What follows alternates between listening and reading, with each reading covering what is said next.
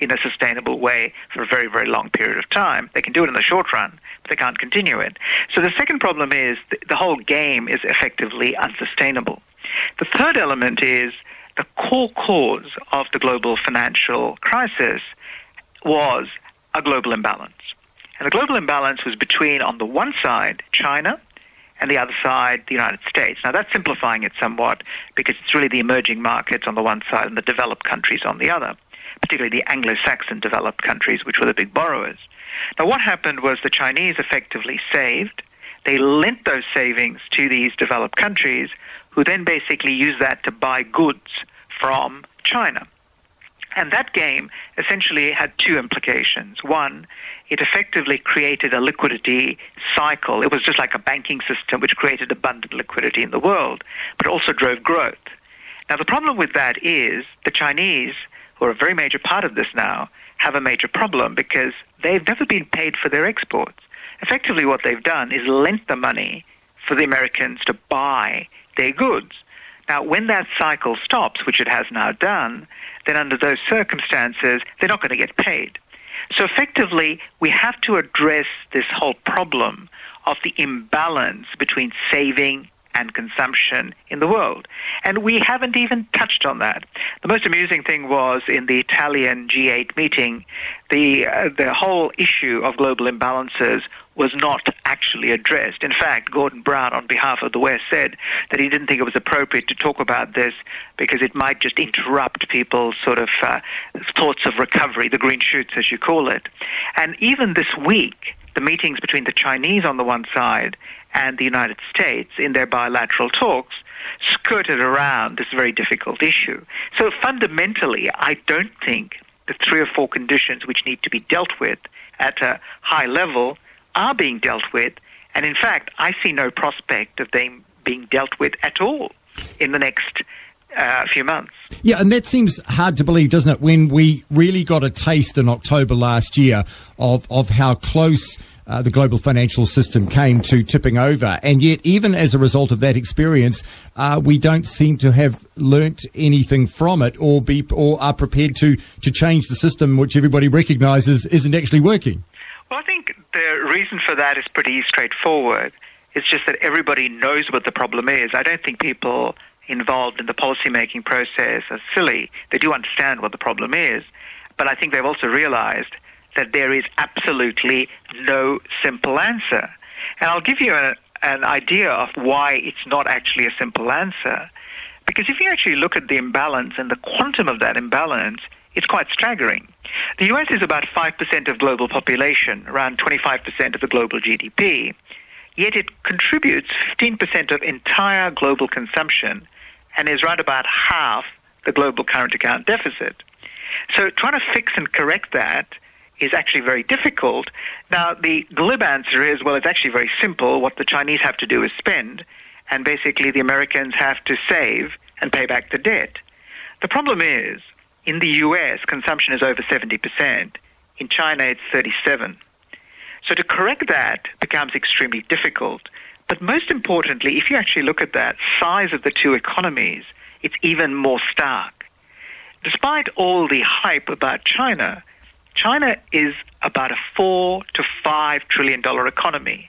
It's around about a third the size of the $15 trillion U.S. economy. The average income in China is about 10% of what it is in the United States. There's just no way known to mankind that suddenly China can basically become the key driver of the global economy. And fundamentally, there's a problem of economic model. The Chinese economic model has been built primarily on exports, which requires the U.S. and other countries to buy. In fact, Chinese domestic consumption has declined from around 50% 20 years ago to around 37% today. So the economic model is wrong, the scale is wrong. So essentially all the policymakers look at this and go, oh my God, this is a horrible, horrible problem, and there's not much you can do about it. And so they're just essentially taking the ostrich strategy at the moment, hoping, as you said a little earlier, that growth itself would take care of these problems. I think, Andrew, in the end, humanity can only bear a certain amount of reality, as T.S. Eliot once observed. True. The other figure I found quite staggering in your latest article is that at its peak, the US was consuming 85% of total global capital flows to fund its government and private debt. So therefore, for every dollar in available capital, 85 cents of it was being demanded by the US. I mean, it's no wonder we had the crisis that we had, wasn't it? It was absolutely correct. I mean, people find this incredible, but that was what has been going on for the last 5 or 6 years. I suppose when things go well, there is growth, and everybody is prosperous, nobody really wants to ask the question of the fundamental roots of that prosperity. And I think that's what went on in terms of that process.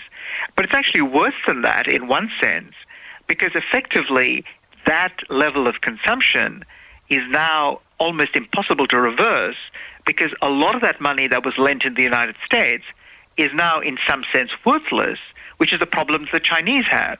There is a lot of mythology about the Chinese $2 trillion in reserves. In my view, that $2 trillion is worthless because it cannot be mobilized.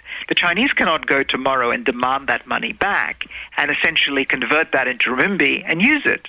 Simply because if they tried to do that, the dollar would collapse and the value of treasury bonds would collapse because interest rates would go up.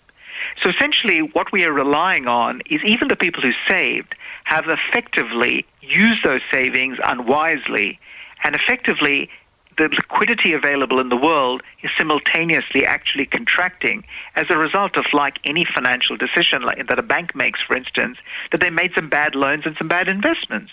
So it's a very, very deeply rooted problem which almost defies the ability of us to conceive and then solve it. Yeah, I read this week that China is now wanting future US borrowings to be denominated in their own currency, the renminbi, therefore effectively transferring the currency risk to the US. Is that a realistic option, do you think? Well, fundamentally, this goes back to the whole role of the dollar as a reserve currency and the world's major trading currency. Now, the Chinese effectively are trying to transfer the problem. Now, that only transfers the problem going forward, unless they convert existing U.S. Treasury bonds into renminbi at an agreed exchange rate. But the problem is for the United States, if they do that, they can't fund the budget deficit and the trade deficit, because they essentially have funded it through the printing of dollars because of this strange arrangement. And I'll tell you one thing, Larry Summers, Timothy Geithner, and President Obama will defend the U.S. role as a reserve currency, essentially with the 86th Airborne and nuclear weapons, because that is so vital to A, their prominence, and B, their short-term survival. The Chinese are making all sorts of noises. They're trying to use renminbi as a trading currency. But the problem is that renminbi is not actually a freely convertible currency. And they seem to have this strange concept in the world of essentially allowing the renminbi to be used in trade, but not internationalizing their currency, opening their capital account to foreign investment. Now, all of that has to happen simultaneously if that's the route they're going to go down.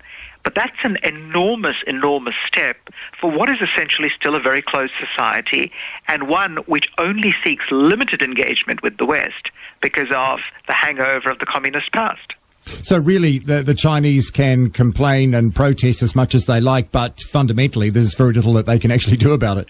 Well, I actually think they're in a trap, and the analogy I use is of a particular type of munition known as the bounding mine. Now, the bounding mine is a mine, but it doesn't explode when you step on it. It only explodes when you step off it. It springs out of the ground and cripples you. Now, the Chinese have stepped on, effectively, a bounding mine, which is called the US dollar and US Treasury debt. And they're now stuck. So Chinese actually have this huge problem.